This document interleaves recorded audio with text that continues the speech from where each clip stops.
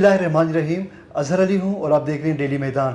ناظرین، ایک ایسے وقت میں کہ جب پاکستان میں اچانک دہشت گردی کے واقعات میں اضافہ ہوا ہے، حالیہ دنوں میں انڈیا کے ساتھ بارڈر میں جو کچھ ہوا، اس کے بعد پھر جو اندرونی طور پر جو دہشت گردی کے واقعات ہو رہے ہیں، حکومت پاکستان کا موقف ہے کہ یہ سب اسپانسرڈ ہیں، اس میں بیرونی قوتیں ملوث ہیں، جن میں سب سے زیادہ کردار ممکنہ طور پر ہندوستان کا، اور دوسرے نمبر پر جو افغانستان میں موجود کچھ دہشت گرد تنظیموں کی جانب سے ان واقعات کی ذمہ داری لینے کا امکان ظاہر کیا جا رہا ہے. اور حکومت پاکستان کی کوشش ہے اور ان کی خواہش ہے کہ بیرونی مداخلت پاکستان میں کم سے کم ہو، تاکہ یہاں پہ جو امن و امان کے مسائل ہیں ان پر توجہ دیا جا سکے، ان کو حل کیا جا سکے. اس ضمن میں ایک اہم ڈیولپمنٹ جو کہ سامنے آئی ہے، وہ بیجنگ میں پاکستان کے جو وزیر خارجہ اور ڈپٹی پرائم منسٹر ہیں اسحاق ڈار اور افغانستان کے وزیر خارجہ امیر خان متقی کے درمیان ایک اہم ملاقات ہوئی ہے. اس ملاقات میں کن موضوعات پہ بات ہوئی ہے اور اس حوالے سے اب تک کیا تفصیلات سامنے آئی ہیں، اس حوالے سے ہم جاننے کے لیے ہم رجوع کرتے ہیں سینئر تجزیہ کار اور صحافی شمیم شاہد صاحب کے ساتھ. Thank you sir. آپ نے میرے انٹرو میں آپ نے سن لیا کہ جو ایک اہم ملاقات ہوئی بیجنگ میں پاکستان اور افغان وزرائے خارجہ کے درمیان، تو اس ملاقات کے حوالے سے اب تک کیا معلومات باہر آئی ہیں اور کیا تعلقات میں بہتری کے کتنے چانسز پیدا ہو گئے ہیں؟ شکریہ جی. آج جو ملاقات ہوئی، حقیقت یہ ہے کہ انتہائی اہم بھی ہے، اور اس کو پاکستان کی جو حکومت حلقے ہے اس کو اہمیت بھی دیتے ہیں. اس ملاقات میں اگر آپ دیکھیں تو چین کے میزبان بھی ہوا ہے. چین کے وزیر خارجہ وانگ یی اس کے میزبان تھے. اس میں شرکت کیے ہیں اسحاق ڈار صاحب نے، جو نائب وزیر اعظم بھی ہے، پاکستان کے وزیر خارجہ بھی ہے، اور افغانستان کی نمائندگی اس میں وہاں کے قائم مقام وزیر خارجہ امیر خان متقی نے کیے. اس میں جو پاکستان کی جانب سے جو اہم کردار ہے وہ ہے محمد صادق خان، جو افغانستان کے لیے خصوصی نمائندہ ہے. انہوں نے بھی ایک کردار ادا کیا ہے. اس ملاقات میں جو تینوں، اس کو سفری کے ہم ملاقات کہہ سکتے ہیں، اس میں سب سے بڑھ کر یہ جو پاکستان، چین اور افغانستان کے درمیان چھٹی سفری کی کانفرنس جو نیکسٹ مہینے تقریباً جون میں ہوگی، اسی کے لیے مطلب بات چیت کی گئی. اس کی ایجنڈے پر بات کی گئی اور اس کو کارآمد بنانے کے لیے اور نتیجہ خیز بنانے پر بھی اتفاق ہوا. ایک بات. دوسری بات یہ ہے کہ اس پر جو اہم چیز ہے وہ یہ ہے کہ سی پیک جو یہ آج مذاکرات ہے، تو اس سی پیک کو ایکسٹینڈ کرنے کے لیے افغانستان تک ایکسٹینڈ کرنے پر اتفاق ہوا ہے. یہ یقیناً ایک بہت بڑی ڈیولپمنٹ ہے، کیونکہ اس سے پہلے اگر آپ دیکھیں تو چین کے واخان کے تھرو وہاں سے مطلب ایک ریل ٹریک اور کوریڈور پر کام ہو رہا ہے پہلے سے. یہ اگر ہو گئی، یہ پاکستان کی جو سی پیک ہے، اور یہ یہاں سے اگر پاکستان کے راستے یا شانگلہ کے راستے یا پشاور کے راستے اگر یہ تورخم سے یا بدخشان سے افغانستان میں داخل ہوگی، تو یہ میرے خیال میں بہت بڑی کامیابی ہوگی.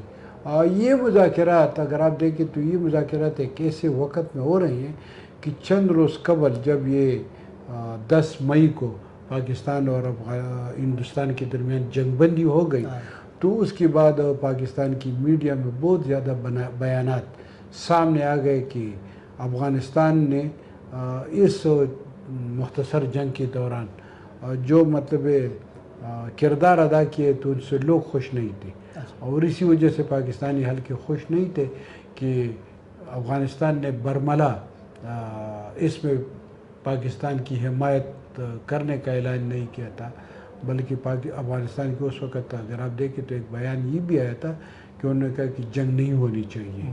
اور اس کے ساتھ ساتھ یہ بھی بیانات شروع ہو گئے کہ افغانستان کی ایک اعلیٰ عہدیدار ابراہیم صدر جو ہے وہ ہندوستان انہوں نے خفیہ دورہ کیا ہے، یا وہ ہندوستان گئے اور انہوں نے بات چیت کی.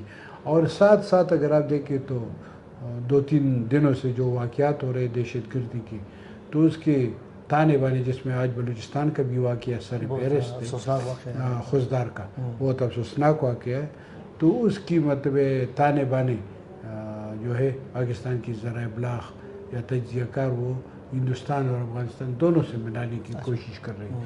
تو یہ ملاقات اس لحاظ سے بھی اہم ہے کہ جو پاکستان اور افغانستان کے درمیان جو بدگمانیاں پچھلے چند دنوں سے پیدا ہوئی تھی تو وہ بھی زیر بحث آئے ہیں. اب اس کے بارے میں کوئی خاص اعلان تو نہیں کیا گیا ہے، مگر بہرحال اس ملاقات میں اس پر ضرور بحث ہوئی ہے اور پاکستان نے اپنے جو تحفظات ہیں یا جو اعتراضات ہیں وہ بھی ان کے سامنے کیے. اسی طرح افغانستان کے جو امیر خان متقی صاحب ہیں انہوں نے بھی کی ہے.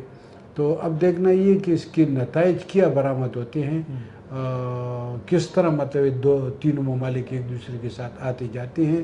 مگر میں کبھی کبھی یہ بات کہتا ہوں کہ چین جو ہے اس وقت وہ ایک عالمی منڈی تو انہوں نے کنزیومر مارکیٹ جس کو ہم کہتے ہیں اس کو تو انہوں نے بالکل قبضے میں لیا ہے، مگر جو اسٹریٹجکلی ہے تو ابھی تک وہ امریکہ کے برابر نہیں ہے. صحیح. امریکہ سے وہ پھر بھی مطلب امریکن جو ہے نا، اگر ہم دیکھیں تو امریکی بالادستی جو ہے امریکی بالادستی عالمی سطح پر ایک مسلم حقیقت ہے، اس سے کوئی انکار نہیں کر سکتا. تو میں کبھی کبھی یہ کہتا ہوں کہ چونکہ چین جو ہے وہ صنعت کار بھی ہے، وہ تاجر بھی ہے، وہ پروڈیوسر بھی ہے، وہ بہت کچھ کر سکتا ہے. ان کے پاس مین پاور بھی ہے، ان کے ساتھ مطلب ٹیکنالوجی بھی ہے. تو وہ کسی بھی صورت میں نہ وہ ہندوستان کے ساتھ جنگ چاہے گا نہ وہ کسی اور ملک کے ساتھ، کیونکہ ہندوستان بھی ان کے لیے بہت بڑا مارکیٹ ہے، کنزیومر مارکیٹ ہے. لہذا وہ کوشش کرتا ہے کہ کسی بھی طریقے سے پاکستان اور ہندوستان کے درمیان جو ہے مفاہمت ہو، صلح ہو، امن ہو.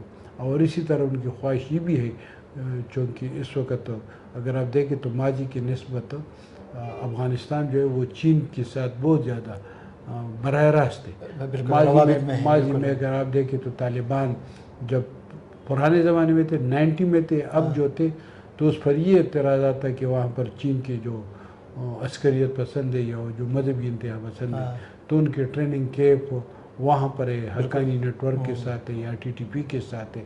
تو چونکہ اب چین براہ راست ہو گیا ہے اور جب وہ سے افغانستان میں طالبان کی حکومت آئی ہے 15 اگست 2021 کو، وہ اس کے بعد چین میں دہشت گردی کے واقعات میں انتہائی کمی ہوئی ہے. چین کو جو دہشت گردی کے خطرات کا سامنا تھا وہ انتہائی کم ہوئی ہے. لہذا اس کا مطلب یہ ہے کہ چین جو ہے وہ بھی طالبان کی حکومت سے، افغانستان کی طالبان کی حکومت سے مطمئن، کسی نہ کسی حد تک مطمئن ہے.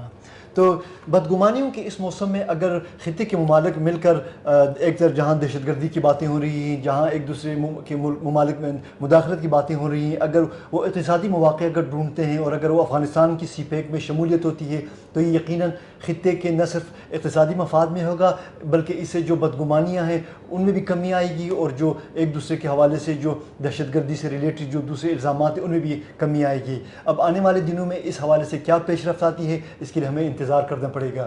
کیمرہ مین عامر الہی کے ساتھ اظہر علی اور شمیم شاہد کی اجازت دیجیے. اللہ حافظ.